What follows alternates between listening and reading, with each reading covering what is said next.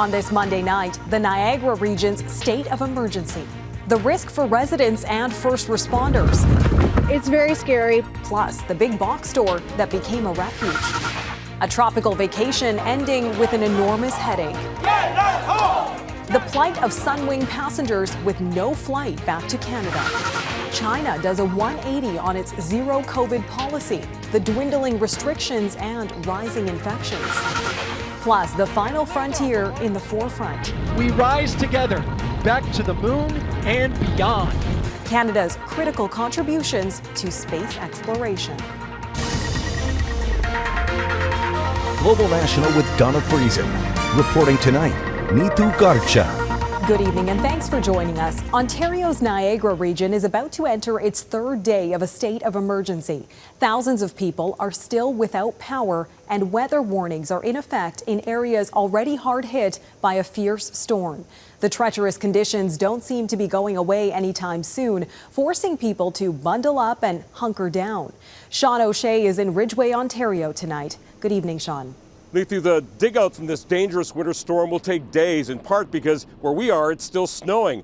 For many people, they haven't had power since last week. Cars and trucks abandoned. Drivers who couldn't move anymore because of intense snow and high winds, leading to a state of emergency here. There are extensive power outages in communities like this one. There's little or no heat. It's very scary. People are trying to reach out to their loved ones down here. We can't get a hold of people around us. The crippling weather started Friday, and by Saturday had gotten worse. Well, I was stuck in the middle of it, trying to find somebody who's in a vehicle accident here, and they're not sure where that person is. Near zero visibility for hours. It was too dangerous even for first responders who said they couldn't guarantee help for anyone who got stuck in the blinding snow. Highways were closed and a group of stranded shoppers spent 2 days, including Christmas, at this Fort Erie Walmart store. So we served a Christmas dinner for 11 people on Saturday night. At the Walmart. At Walmart. One of the busiest border crossings with the United States is still closed. The Peace Bridge is off limits. Across the river in Buffalo, they're calling it the worst storm ever. The governor puts it this way. We are in a war. This is a war with Mother Nature. Crippling weather that some Canadians compare to the Great Blizzard of 1977. The snow is piled high in front of this 120-year-old pharmacy in the village. And as bad as the weather's been, many are still grateful. We feel very blessed that we had a generator. We were able to keep things going, but it's hard when you can't get to other people that may need it. One of the biggest struggles for people is communications. One person said they haven't had phone, they haven't had internet, they haven't had television, they haven't had anything for days. They don't really know what's going on. Neetu. Thanks, Seán. Some Canadian travelers were able to escape the nasty weather that hit here at home because they were in Mexico. There's just one problem. Their Sunwing flights back to Canada have been canceled. Some customers say they feel trapped, and as Kabi Moulitharan reports, they don't know when they'll be coming home. We are trying to do something for these two peoples. The gift of family is all that Lydia Matei sought this holiday season. She was supposed to fly with her daughter to Punta Cana from Saskatoon on December 21st, where her mother and her daughter would meet for the first time. But like so many travelers, those plans changed. They just let us know that the flight will be delayed for December 22nd. They returned for their Sunwing flight on the 22nd, only to find out the flight was pushed yet again to the 23rd. And when they arrived at the airport the next day, there is nobody there, there is nobody to talk to, there is nothing to be done here. Let's home! Get us home! Get us home! The same situation for hundreds stuck in Mexico, sleeping on airport floors as days of flight delays turned into cancellations, many turning to social media to vent their frustrations. One person saying they've been stuck for 5 days with no response from the airline. Another user asking anyone in this group from flight WG361 from Punta Cana back to Saskatoon, hoping to get answers from other stranded passengers. That chain ongoing from the last 2 days. In a statement, Sunwing says in part, as a result of severe winter weather in Vancouver this week, which has stranded several planes and crew, we unfortunately had to cancel some southbound flights from other Western Canada airports, including Saskatoon. They go on to say customers with direct bookings would have been notified, and those with cancelled flights will receive a refund within 30 days. Matei just wants answers. I would really ask these big guys at Sunwing to understand that canceling a flight is not just an easy thing. and has much more impact on people. Kabi Moulitharan, Global News, Saskatoon. Air travel has also been disrupted by the pandemic, and China will be lifting COVID-19 quarantine and testing requirements for international arrivals starting on January 8th. Beijing is now navigating a sharp pivot away from its strict zero COVID policy. And as Redmond Shannon reports, it appears to be resulting in rising cases and a renewed concern about what's next. This is not a scene from December 2020 before widespread COVID-19 vaccination. It is from China in December 2022. Hospitals and funeral homes struggling to deal with China's largest ever surge of COVID-19 cases. The hospital is just overwhelmed from top to bottom. So, the ER filled up with people. The Financial Times reports that Beijing officials privately estimate 250 million Chinese people contracted the virus in the first 20 days of December. I'm exhausted, this ER doctor tells Chinese state TV. Even the much lower official numbers of cases and deaths are now unknown. China has simply stopped publishing figures, and it has set a higher bar for what constitutes a COVID death. The wave comes just weeks after China began to dismantle its strict zero COVID strategy, first introduced almost 3 years ago. The changes following a series of protests from a very weary population. President Xi Jinping has asked officials to do whatever is feasible to save lives in this wave. But Beijing's 180 on zero COVID continues apace. On January 8th, hotel quarantine will end for passengers arriving on international flights. China's full vaccination rate is high, but less so among seniors, and studies indicate its domestic vaccines are much less effective at preventing serious cases. Last week, the World Health Organization said it believes China is looking at registering a Western mRNA vaccine. We would certainly encourage that kind of work. The true long-term impact of China's strategy will only become clear in time. Right now, many Chinese people are dealing with concerns and fears many of us first faced more than 2 years ago. Redmond Shannon, Global News, London.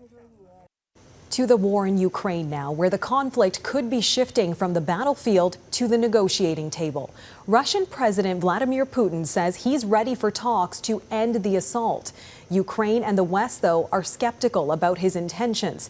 And as Mackenzie Gray explains, Putin admits not all of his allies are on the same page about the war. They're some of the only friends Vladimir Putin has left. Leaders of former Soviet states meeting in St. Petersburg on the 31st anniversary of the fall of the Soviet Union. But even friendly countries seem to be concerned with Putin's approach to Ukraine, and the message is getting through.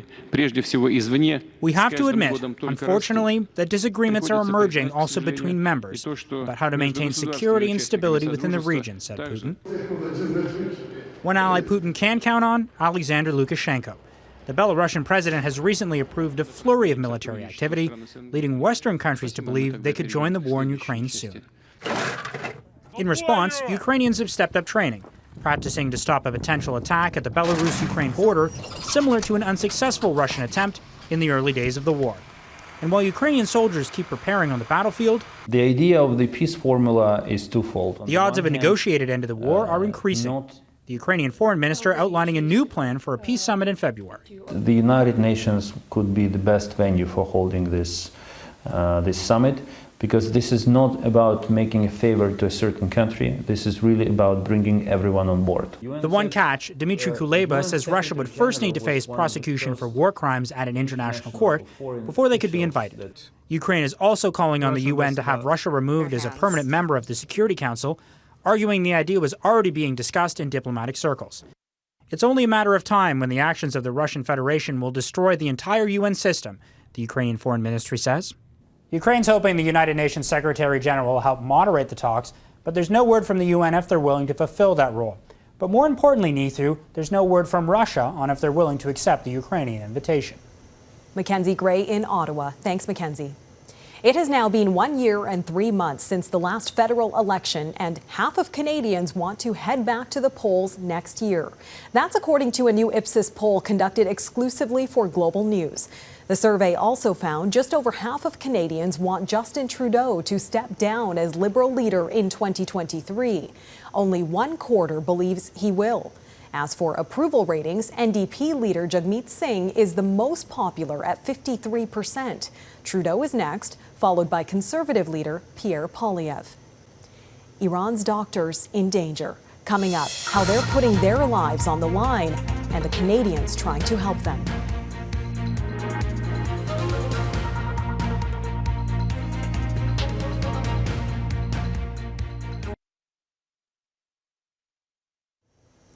Protests have now eclipsed the 100-day mark in Iran, making them the longest-running anti-government protests since the country's Islamic Revolution in 1979.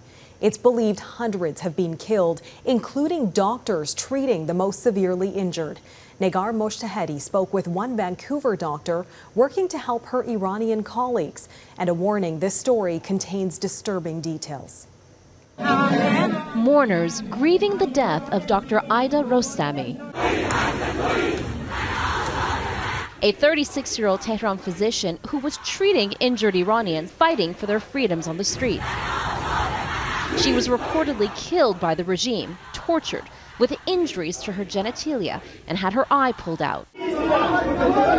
Iranians wounded by the Islamic Republic's forces apparently avoiding treatment at hospitals for fear of being detained, prosecuted, or killed. It's hard to watch. Please don't arrest doctors. Please let them do their job. But now it has gone to don't kill them, don't torture them. Vancouver doctor Katayun Rahnavardi and a network of doctors throughout Canada are trying to help amplify the voices of medics in Iran whose lives are in danger for fulfilling an oath, as clinics and hospitals become the latest battleground. As a parent, as a daughter, I can't understand, I can't imagine the amount of pain that these people have gone through. All these parents, you know, seeing their loved ones' bodies and tortured. A Montreal woman who is a dentist in Iran has created a database in conjunction with her sources inside Iran to track Iranian healthcare professionals who have been arrested, kidnapped, and killed. So far, we're sure of the deaths of at least 5 healthcare professionals. There are 2 doctors, 1 nurse, and 2 medical students. Fatih says Iranian healthcare professionals always have to be on guard. The regime's security forces, she says, demanding names and details on anyone seeking treatment for wounds that could have been received in demonstrations. They're informants, and you can never know who are these informants. Are they patients or so-called patients? Are they your colleagues? Are they the managers? You don't know. Even during the World Wars, an unspoken rule that medics were not to be touched. It's considered a war crime under the Geneva Convention. It's an issue of humanity, and it's my duty, my responsibility as a mother, as a woman, as a human being, and as a doctor. Niagara Region, Global News. And liftoff of Artemis 1. Out of this world, ahead, Canada's astronomical role in a monumental year of exploring space. 2022 was back to the future with bigger and better in space exploration, a new space telescope, and a flight to the moon and back. More countries than ever are venturing into the final frontier. The discoveries reveal more about the universe and about Earth. As Eric Sorensen explains, Canada has been a central player in some of this year's most important space missions. Boosters in ignition. And liftoff of Artemis 1. 2022 saw the first moonshot from Cape Canaveral in 50 years, rekindling the sense of awe from the original space race. But the United States is no longer going solo. We rise together, back to the moon and beyond. NASA has partners, Canada and Europe. Artemis 1 just a prelude to what's coming. Canadian technology will help build the first lunar space station. And on the next Artemis flight in 2 years, history will be made. One of these 4 Canadian astronauts will fly around the moon. Canada will be the second country in the world to go into deep space, right? That flight will go out for, again, an extended mission, circling around the moon, testing out all kinds of systems. If there's international cooperation that didn't exist half a century ago, there's also fierce competition now on the lunar playing field. China sent crews to its brand new orbiting space station this year, and China will partner with the Russians to put their own lunar base on the moon in a few years. South Korea launched its first lunar orbiter in August. And how's this for international diversity? Carrying the iSpace Series 1 lunar lander. An American SpaceX rocket transporting a Japanese lunar lander that's carrying a United Arab Emirates lunar rover. The first Arab moon rover, says the director of the UAE space program, carrying the hopes of the Arab world in space discovery. No fewer than 10 countries have now conducted moon missions, plus private industry has begun testing lunar technologies. It's a great day for all of our international partners. That's a difference from 50 years ago. It is the beginning of the new beginning, and that is to explore the heavens. 2022 also marks the beginning of exploring the entire universe, thanks to the most far-reaching technology in history, the James Webb Space Telescope, rocketed far beyond the moon, unfolding its sun shield, its mirrors, and its infrared cameras. Here, too, Canadians are crucial players, developing equipment to study the atmosphere of distant planets and pinpoint the earliest stars. Being able to look that far back and be able to find those signatures of elements that were created when the universe was so young, I mean, that's just really mind-blowing. From its perch 1.5 million kilometers from Earth, the James Webb Space Telescope has opened our eyes. Webb is looking deeper into space than ever before, seeing light from more than 13 billion years ago, not long after the Big Bang, when the very first stars were formed. And look what it found. In a sliver of darkness in the night sky, Webb discovered galaxies teeming with stars. This deep field image shows the most distant, faintest objects ever observed. Stephan's quintet, 5 galaxies, each possibly with billions of stars. A nebula where a star is dying. The cosmic cliffs where stars are being born. Honestly, it took me a while to even figure out what to call out in this image. There's just so much going on here. Several times in the last 6 months, I nearly break my jaw of what I saw. These incredible images. It's a cliche, but it's true. We're turning the page on several new chapters on exoplanet, atmosphere, the early universe, star formation, you name it.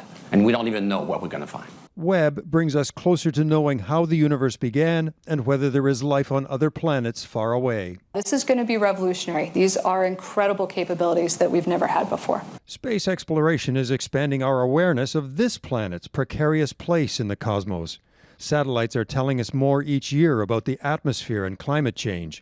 A breakthrough came in nuclear fusion. The energy that powers the sun may one day sustain a cleaner planet. If we had fusion, we could drop fossil fuels immediately and forever. Just remember, fusion power has no nuclear waste to speak of, no meltdowns to worry about. Protecting the planet saw the debut of a powerful but simple innovation against intergalactic threats. Oh my goodness. This fall, a rocket just slammed into a tiny asteroid, Dimorphos, deflecting its orbit, sending 1 million kilograms of debris trailing behind. For the first time ever, humanity has changed the orbit of a planetary body. And for the first time ever, planetary defense didn't sound like a job description from a Hollywood script. Should all Earthlings sleep a little easier tonight? As far as we can tell, our first planetary defense test was a success. Yeah, I think the Earthlings should sleep better. Definitely I will. In 2022, humans reached for the moon and searched the distant corners of the universe.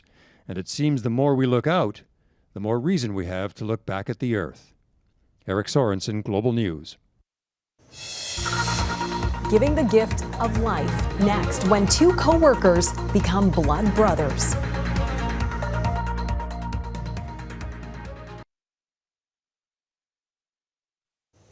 'Tis the season for giving, and a pair of Ontario rail workers turned best friends is sharing their own story of giving in hopes of inspiring others.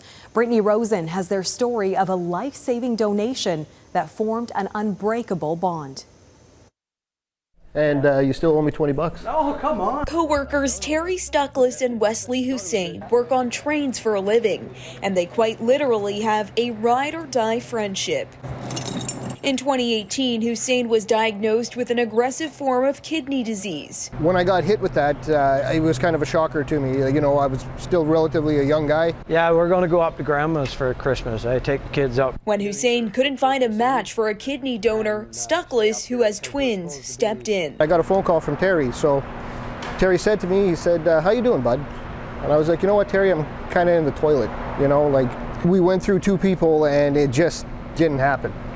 And he said to me, he said, well, why didn't you ask me? Stuckless then made a decision that would change his life forever. I was willing to part with one of my kidneys, and if my kids needed another one, for sure, I would still do the same thing, no hesitation.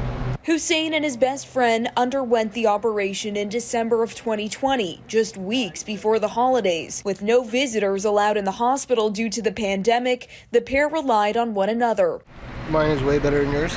Yeah, yours is bigger than Yeah, thicker, and it's like a zipper.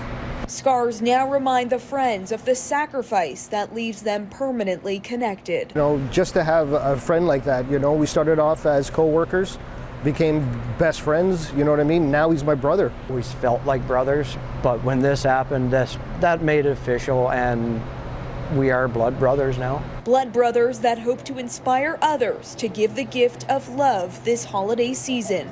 Brittany Rosen, Global News. Beautiful story of friendship. That is Global National for this Monday night. I'm Neetu Garcha. Tonight's Your Canada is the BC Legislature in Victoria. We love seeing your Canada. Please email it to viewers@globalnational.com. Thanks for watching. Chris Galis will be at the anchor desk tomorrow. Have a great night.